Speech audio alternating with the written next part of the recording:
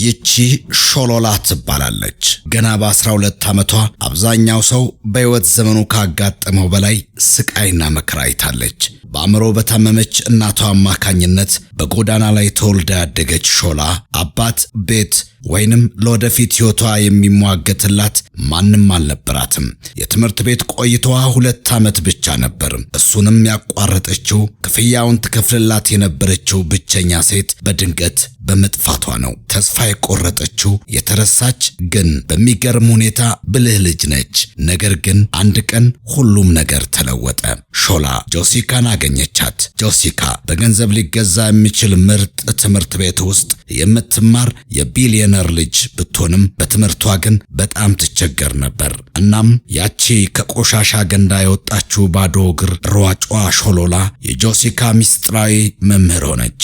ነገር ግን የጆሲካ ባለጸጋ አባት አንድ የጎዳና ልጅ በዛፍ ስር ለልጁ ትምህርት ስትሰጥ ሲያይ ያደረገው ነገር ንግግር ያሳጣቸዋል። ስለዚህ ታሪኩን ለመስማት ተዘጋጁ። የዩቲዩብ ቻናላችንንም ሰብስክራይብ፣ ላይክ እና የደውል ምልክቷን በመጫን ይጀምሩ። በጎዳና ላይ ያለው መራራ ሕይወት። አንቺ ቆሻሻ ነገር ካልኩሽ ቦታ ውጭልኝ የሚል ጩኸት ተሰማ። አንዲት የገበያ ሴትዮ የተፋችው ምራቅ ከሾሎላ ባዶ እግሮች ጥቂት ሴንቲሜትር ርቆ አረፈ።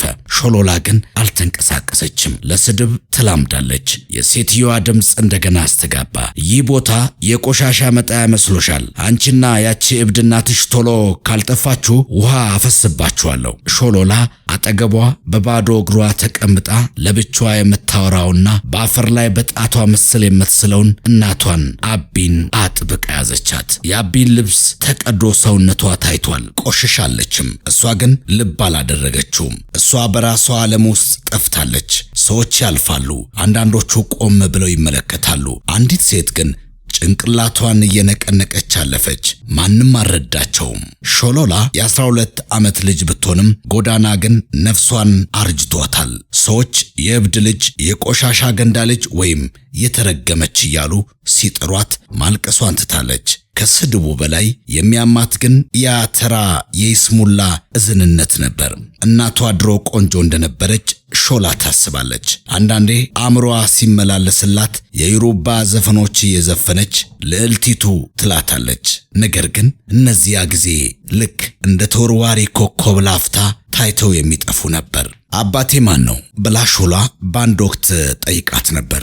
አቤኒ በባዶ አይኖቿ ያየቻት አላውቀውም፣ ዝናቡ ይሆናል፣ ምናልባት ዝናቡ ብላ መለሰችላት። ንግግሩ በዚያው አበቃ። ማረፊያቸው ማይል 12 አካባቢ ያለ የተሰበረ ኪዮክስ ነበር። ዝናብ ሲዘንብ ይርሳሉ፣ ፀሐይ ሲበረታ ይቃጠላሉ። ፍራሻቸው ካርቶን፣ ብርድ ልብሳቸው ደግሞ ጸጥታ ነበር። ሾላ ማለም ምን እንደሆነ ረስታለች። የምታውቀው ብቸኛ ቋንቋ መኖር፣ መትረፍ ብቻ ነበር። አንድ ቀን ጠዋት አቤኒ በጩኸት ስትነቃ ሾሎላ አቅፋት እማዬ እኔ ነኝ ሾላ ነኝ እያለች ለማረጋጋት ሞከረች። በቆሻሻ ቧንቧ ውሃና በጨርቅ እናቷን ካጸዳች በኋላ ወደ ለመዱት የመለመኛ ቦታ ወሰደቻት። ሾሎላ በዚያ ዕለት በትምህርት ቤት ዩኒፎርም ለብሳ የምታልፍ ልጅ ስታይ በቅናት ሳይሆን በጉጉት ተመለከተቻት። በህልሟ ራሷ ክፍል ውስጥ ተቀምጣ እጇን አውጥታ ጥያቄ ስትመልስ ንጹህ ዩኒፎርም ለብሳና በመጽሐፍ ላይ ስትጽፍ ታያታለች። ነገር ግን የእብድ ልጅ ማን ትምህርት ቤት ይሰዳል የሚለው ጥያቄ ተስፋ ያስቆርጣታል። ቢሆንም ግን ልቧ ውስጥ አንድ ቀን ከዚህ የሌጎስ ጎዳና እንደምትወጣ የምታምንበት ጭላንጭል ተስፋ ነበራት። ታሪኩ የተቀየረው በአንድ ስን የጆልፍሩዝ ራይስ ነው። አንድ ቀን ኦሺድ አካባቢ እናቷ በዝምታ ባህር ውስጥ ሰጥማ ሾላ በራብ ስትሰቃይ አንዲት የምግብ አቅራቢ ሴት ከመንገድ ማዶ ስትመለከታት ነበር። ሴትየዋ ሊንዳ ትባላለች። ሊንዳ ወደ ሾላ መጣ። ስምሽ ማን ነው ብላ ጠየቀቻት። ሾላም ታሪኩን ሁሉ ነገረቻት። ሊንዳም ነገ ወደ ሱቄ ነይ፣ እዚያ በማጽዳት ትረጅኛለሽ፣ እኔ ደግሞ እመግብሻለሁ የሚል ስምምነት አደረጉ። ሾላ መስራት ጀመረች። አንድ ቀን ሊንዳ ሾላ መሬት ላይ በዱላ ቁጥሮችን ስትጽፍ አየቻትና የት ነው የተማርሽው ብላ ጠየቀቻት። ሾላም ትምህርት ቤት አጠገብ ቆሜ መምህር የሚለውን በማዳመጥ ነው ብላ መለሰችላት። ሊንዳ በጣም ደነገጠች። ከሳምንት በኋላ ሊንዳ ለሾላ ያገለገለ ዩኒፎርምና ደብተር ገዝታላት የመንግስት ትምህርት ቤት አስመዘገበቻት። ሾላ በትምህርቷ በጣም ጎበዝ ነች። መምህር ሁሉ ይቺ ልጅ ማን ነው ያስተማራት እያሉ ይገረሙ ነበር። ሾላ ሁልጊዜ አክስት ሊንዳ ትላለች። ሾላ ለመጀመሪያ ጊዜ ፍቅርና እንክብካቤ ተሰማት። ነገር ግን ሕይወት የተስተካከለ ሲመስል የተስፋ መቁረጥ ጽልመት ይገጥማል። ነገሮች ሁሉ በአንድ ሌሊት ተቀየሩ። አክስት ሊንዳ አንድ ምሽት ነጭ ኤንቨሎፕ ይዛ መጣች። በመጨረሻ የዩናይትድ ኪንግደም ቪዛዬ ተሳካልኝ አለች በደስታ ያለቀሰች። ሾላም እና አብረን ልንሄድ ነው ስትል በፈገግታ ጠየቀቻት። የሊንዳ ፊት ግን ወዲያው ተቀየረ። አይ ሾላላ፣ እኔ ብቻዬን ነኝ የሚሄደው አለቻት። ሾላላ ደነገጠች። እኔስ ስትል ጠየቀች። ሊንዳም በረጅሙ ተንፍሳ እስከዚያ የትምህርት ዘመን ክፍያሽን ከፍያለሁ፣ ምናልባት እግዚአብሔር ሌላ የሚረዳሽ ሰው ይልክልሻል፣ እኔ የቻልኩትን አድርጌያለሁ አለቻት። ከ3 ሳምንት በኋላ ሊንዳ ሄደች። ሾላን ደህና ሁኚ እንኳን ያለቻት አልነበረም። የትምህርት ቤቱ ርዕሰ መምህርም ያለ ክፍያ መቀጠል አትችይም ብለው ከትምህርት ቤት አባረሯት። ሾላላ ትምህርት ቤት ደጃፍ ላይ ቆማ ሊንዳ ትመለስ እንደሆነ ለሰዓታት ጠበቀች፣ ግን ማንም አልመጣም። ወደ ቀድሞ ማደሪያዋ ስትመለስ አንድ ሰካራም በግርፊያ አስፈራርቶ አባረራት። እናቷ አሁንም በጎዳና ላይ ከምናባዊ ሙታን ጋር ታወራለች። ሾላ በዚያች ምሽት በጎዳና ዳርቻ ላይ ከእናቷ ጋር ተጠምጥማ አደረች። በማግስቱ ሾላላ ዩኒፎርሟን ለብሳ ደብተሮቿን በላስቲክ ጠቅልላ ወደ ትምህርት ቤቱ ተመለሰች። ነገር ግን ርዕሰ መምህሩ እዚህ ምን ትሰሪያለሽ? ያለ ክፍያ ትምህርት የለም ብለው በንቀት አባረሯት። ሾላ በግድግዳው ጥግ ላይ ተቀምጣ ስሟ እስኪጠፋ ድረስ በደብተሯ ላይ አለቀሰች። ቀናት ወደ ሳምንታት ተቀየሩ። ዩኒፎርሙ እየገረጣ ደብተሮቿ በዝናብ እየራሱ መጡ። አሁን ሰዎች እንደ ብልህ ልጅ ሳይሆን እንደ ተራ የጎዳና ተዳዳሪ ያዩዋት ጀመር። ቢሆንም ግን ሾላ አንድ ውድ ሀብት ነበራት፣ እሱም አእምሮ ነው። በየቀኑ ሌሎች ልጆች ወደ ትምህርት ቤት ሲሄዱ እሷም ሲቲ ክሬስት አካዳሚ ወደ ተባለ የባለጸጎች ትምህርት ቤት ትሄዳለች። ከትምህርት ቤት ግድግዳ ጀርባ አንድ ማንጎ ዛፍ አለ። ከዛፉ ስር ሆና በመስኮት በኩል መምህራኑ የሚያስተምሩትን ትከታተላለች። ደብተሮቿ ስለጠፉባት ከቆሻሻ መጣያ ውስጥ የምታገኛቸውን ወረቀቶች እንደ ንብረት ትጠቀማቸው ነበር። አንድ ቀን መምህሯ በመስኮት በኩል ስትመለከታት አየቻት። ይቺ ልጅ ማናት ብላ ስትጮህ ተማሪዎችም ያቺ የእብድ ልጅ ነች እያሉ ተሳለቁባት። መምህሯም ምንድነው የምትፈልጊው ስትላት ሾላላ መማር ብቻ ነው የምፈልገው፣ እባክሽ ከውጭ ሆኜ ላዳምጥ ብላ ለመነቻት። መምህሯ ግን እብድ ነሽ እንዴ? ሂጂ መጀመሪያ እናትሽ ክፍያ እንድትከፍል ንገሪያት፣ እናትሽ ማን እንደሆነች ካወቅሽ ማለቴ ነው ብላ በዱላ ልታባረራት ስትል ሾላላ እየሮጠች አመለጠች። በማግስቱ ወደ ሌላ ትምህርት ቤት ሄደች። አሁንም አጥሩ ጥጎና ልጆች የእንግሊዘኛ ቃላት ሲደጋግሙ እሷም ትደጋግማለች። አንድ ልጅ አንቺ ጠንቋይ ሂጂ ከዚህ ብሎ በድንጋይ ቢመታትም ሾላ ግን አልተንቀሳቀሰችም። በትከሻዋ ላይ የደረሰባትን ሕመም ችላ ትምህርቱን ቀጠለች።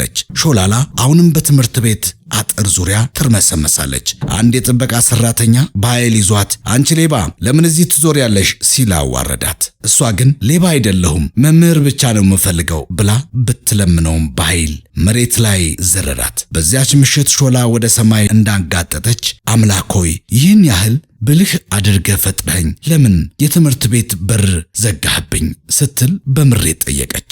አምላኳን ለመኖር ስትል በፀሐይ ውስጥ ውሃ በሳጥን ተሸክማ መሸጥ ጀመረች። ራብ፣ ስድብና ድካም ቢበረታባትም ለእናቷ ምግብ ለማግኘት ስትል አልተሸነፈችም። አንድ ቀን አንድ ደግ ሰው የሰጣት 200 ናይራ እንኳን አንድ ጎረምሳ ቀምቷት ሮጠ። ሾላ በቆሻሻ ገንዳ ዳር ተቀምጣ ስትንቀሳቀስ ስቅስቅ ብላ ለቀሰች። ቢሆንም ግን ራሷን 6 ሲካፈል ለ3 ስንት ነው ብላ ስትጠይቅ 2 ብላ በትክክል ትመልሳለች።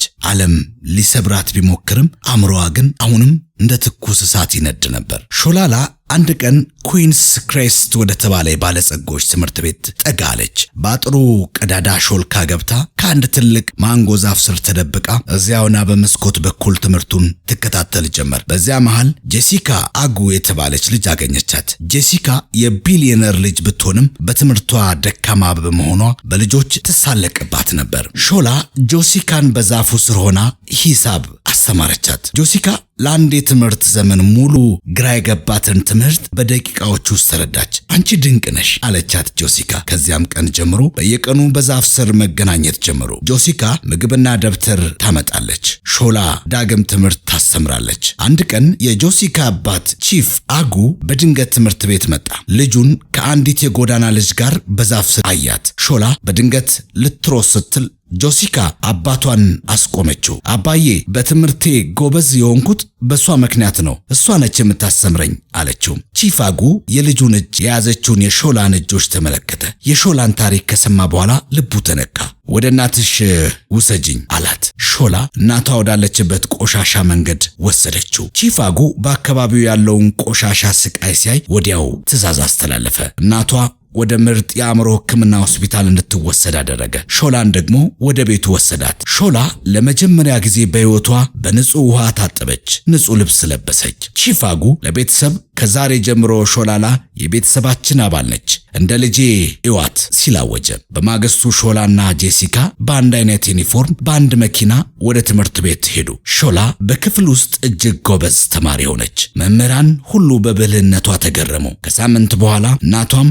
ማገገም ጀመረች። ሾላን አይታ ሰማይ ትመስላለች ስትላት ሾላ በደስታ ለቀሰች። ቺፍ አጉ ለሾላ አዲስ ታብሌት እየሰጣት አንቺ መቼም ቢሆን የማይታይ ኢንቪዚብል አልነበርሽም፣ ያንቺ ብርሃን ለማየት በቅርበት የሚመለከትሽ ሰው ብቻ ነበር የሚያስፈልግሽ አላት። ሾላላ በአንድ ወቅት የእብድ ልጅ ተብላ ትናቅ ነበር። ዛሬ ግን የኩዊንስ ክሬስት ተማሪና የቢሊዮነር ልጅ ሆናለች። ይህ ታሪክ የሚያስተምረን የትምህርትን ዋጋ፣ ትምህርት ድህነትን መስበሪያ ትልቁ መሳሪያ ነው። ርኅራኄን፣ አንድ ደግነት የሰውን ሕይወት ሙሉ በሙሉ ይለውጣል። ተስፋ ለመቁረጥ በጨለማ ውስጥ ብርሃን እንደሚመጣ ማመን ነው። የተወደዳችሁ የዩቲዩብ ቻናል ተመልካቾቻችን በሌላ አዲስ ታሪክ እስከምንገናኝ የዩቲዩብ ቻናላችንን ሰብስክራይብ፣ ላይክ እና የደውል ምልክቷን በመጫን ቤተሰብ እንድትሆኑ እየጋበዝናችሁ በቀጣይ ታሪክ እስክንገናኝ ሰናይ ጊዜ